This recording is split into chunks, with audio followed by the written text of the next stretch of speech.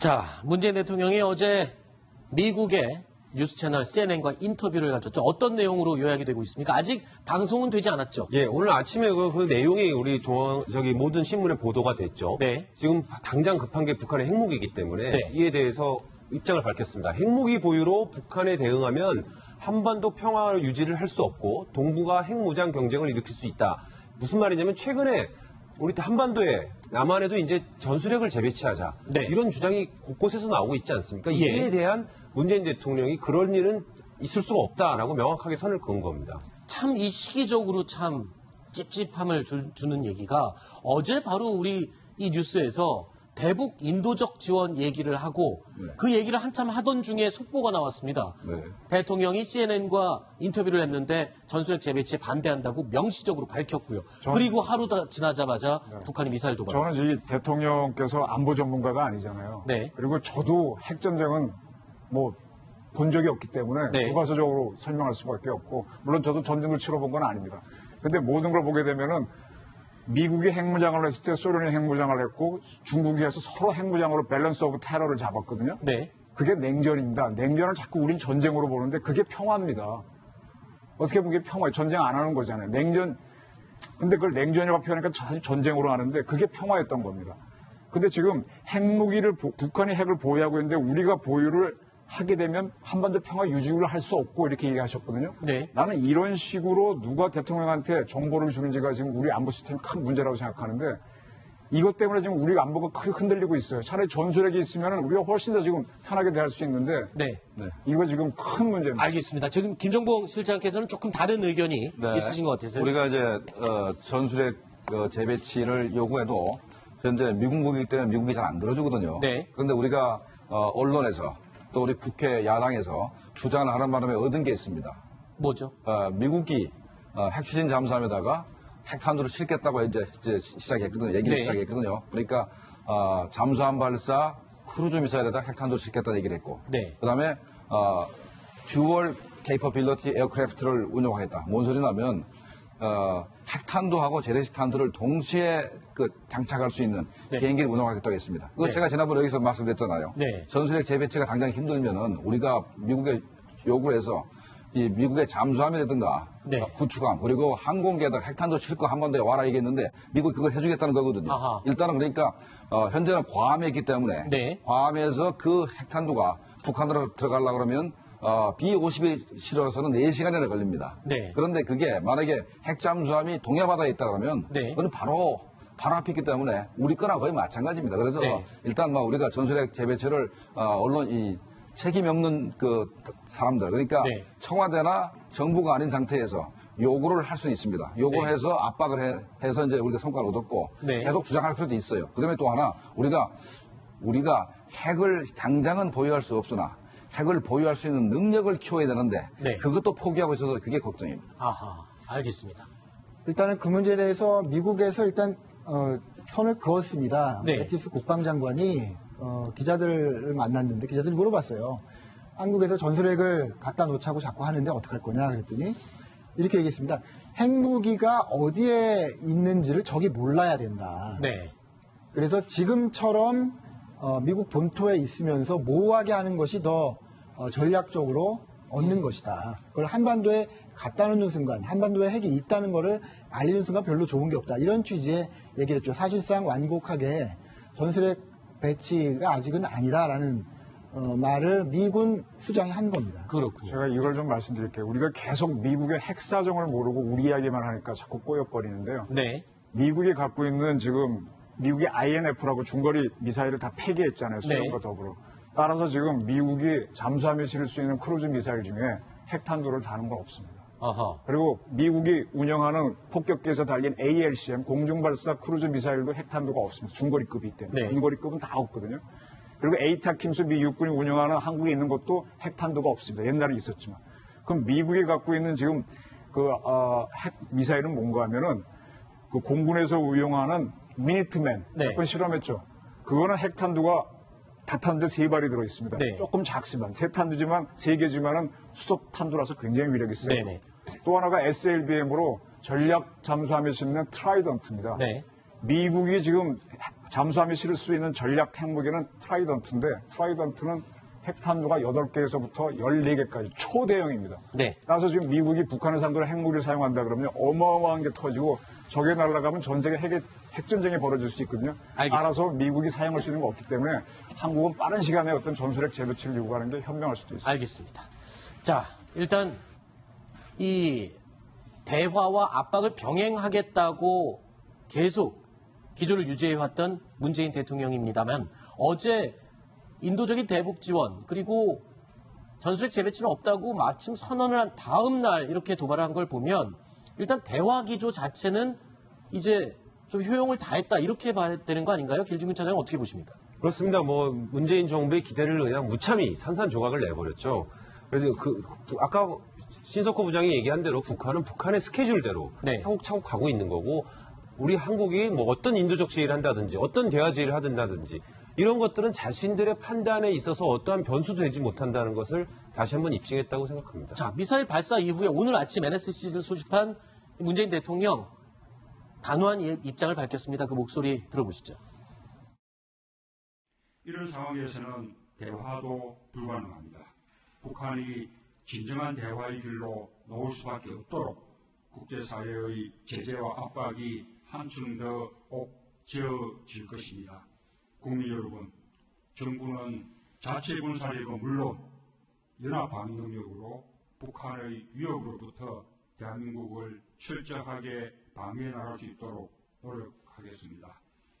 우리에게는 북한이 우리와 동맹국을 향해 도발해올 경우 조기에 분쇄하고 재기불능으로 만들 수 있는 힘이 있습니다. 자, 저 말한 내용 저희가 핵심 부분을 요약을 하자면 과거에는 일단 전술핵 재배치를 반대하는 입장 변함없었고요. 평화를 강조했습니다. 특히 어제 CNN 인터뷰에서 이 부분을 명확히 또 밝혔고요. 그리고 하루가 지난 오늘 대화가 불가능한 상황이다. 이런 상황이라면 그리고 우리가 북한을 조기 분쇄를 할 수 있는 힘도 가지고 있다 언급을 했지만 직접 말을 들어보면 중간에 또 그런 말이 나옵니다. 대화로 나올 수밖에 없도록 압박을 하겠다. 결국엔 끝까지 대화 기조는 그대로 가져간다는 거를 깔고 있거든요. 네, 아주 일관되게 주장하는 것이 북한에 대한 강력한 압박을 통해서 네. 북한이 핵 문제 등 하여간 한반도 안보 문제 관련해서 대화로 나오게 하겠다는 이제 목표를 이제 설정하셨는데 네.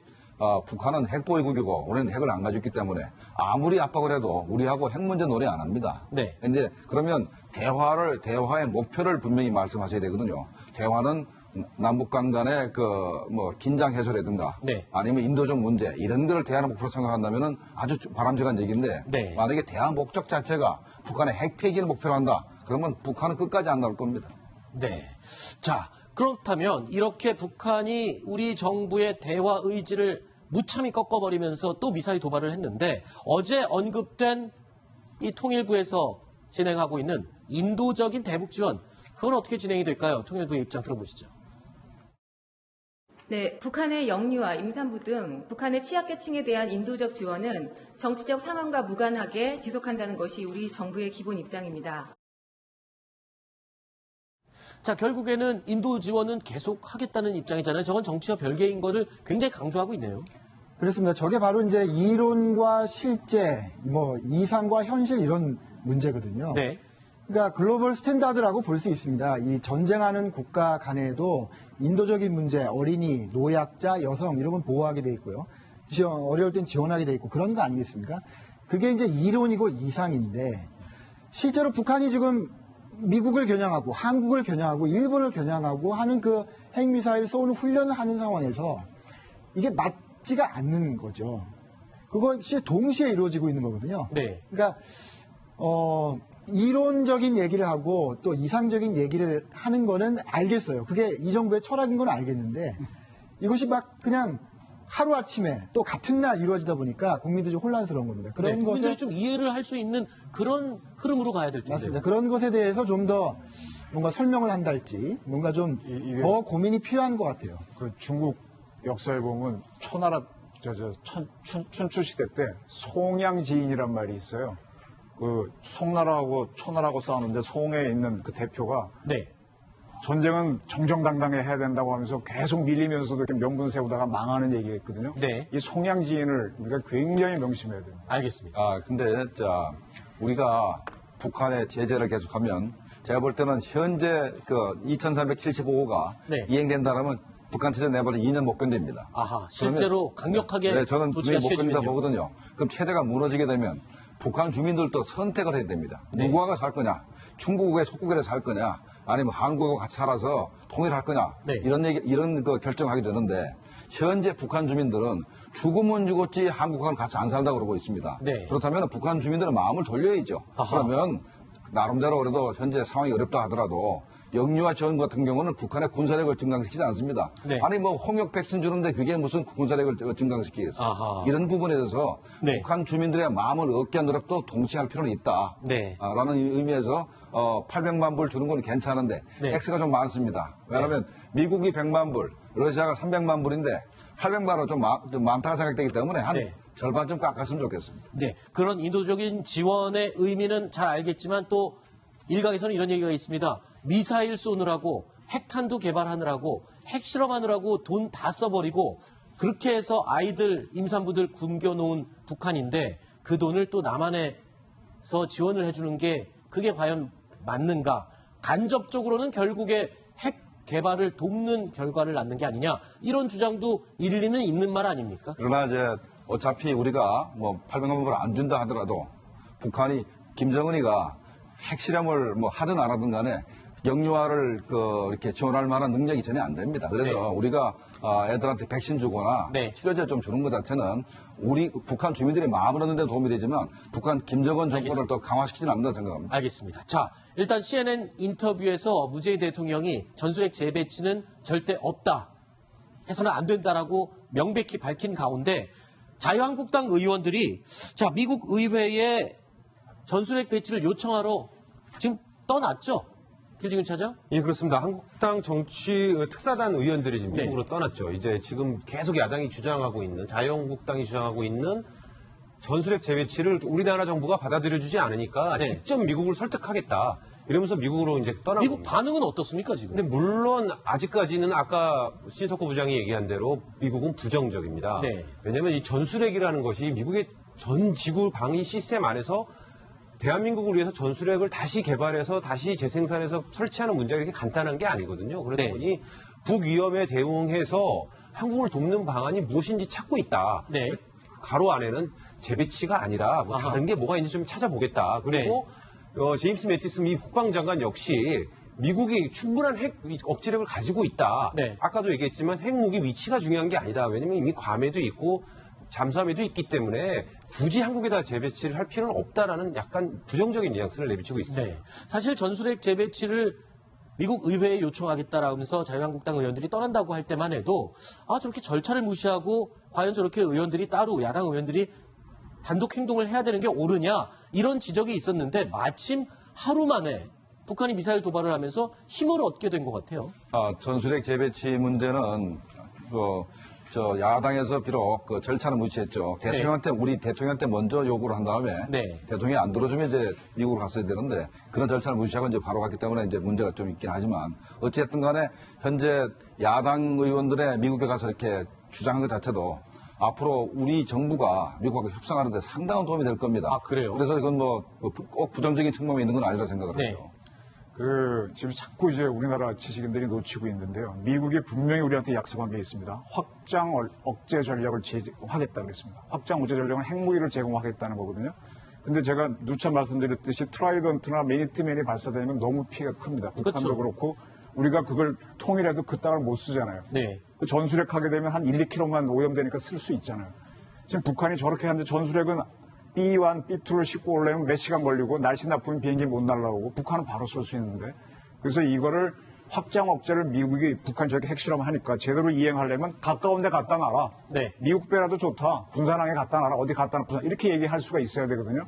따라서 지금 전술핵을 배치한다 안 한다 이런 얘기를 할 게 아니라 대한민국 대통령은 미국이 얘기한 확장 억제 전략을 가시적으로 보여달라 이렇게 얘기해야 되죠. 알겠습니다. 자, 오늘 새벽 북한이 발사한 화성 12형 탄도미사일 과연 북한은 어떤 나머지 카드를 가지고 또 미사일 살라미 전술을 펴게 될지, 그리고 우리 정부는 어떤 대응책을 준비할 수 있을지 지켜보겠습니다. 자, 김종국 실장 그리고 이정훈 부장 두 분 이야기는 여기까지 듣겠습니다. 오늘 두 분 고맙습니다.